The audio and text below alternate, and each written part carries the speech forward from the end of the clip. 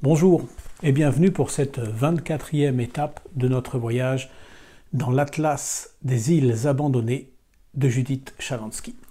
Aujourd'hui, nous allons à l'extrême sud de l'océan Pacifique sur l'île Macquarie.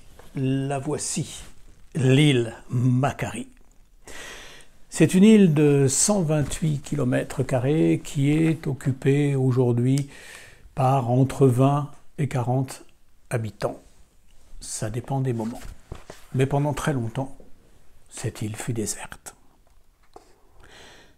Ce lieu rude, constamment humide, ne fit jamais partie des terres. Il nous vient tout droit des profondeurs marines. C'est un morceau de croûte terrestre des fonds océaniques accidentellement projeté au-dessus du niveau de la mer, l'épine dorsale émergée d'une arête sous-marine.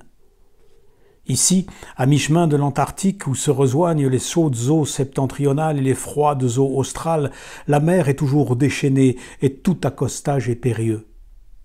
En janvier 1840, l'équipage du Peacock parvient lui aussi à grand-peine à gagner l'île sans chavirer.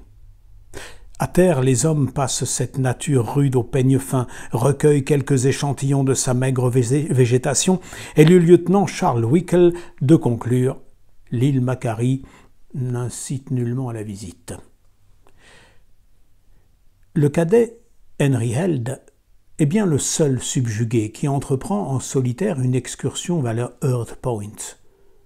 Sur chaque baie, sur chaque plage, les épaves de navires pourrissent sous un tapis d'herbe clairsemé, carcasses de bateaux perdus dans la mer des pingouins qui peuplent l'île par millions. Il a beau avoir entendu parler des fantastiques quantités d'oiseaux qu'on peut trouver sur les îles inhabitées, il ne s'attendait pas à une masse aussi impressionnante. Tous les versants des collines plissées en sont littéralement constellés. Jamais encore il n'a entendu si effroyable cacophonie de caquetage et de cancans. Il n'imaginait pas qu'un peuple de volatiles pût produire semblable vacarme. De tous côtés, il tente de l'agripper, morde les pans de son pantalon et le pince si fort qu'il bat en retraite, acculé.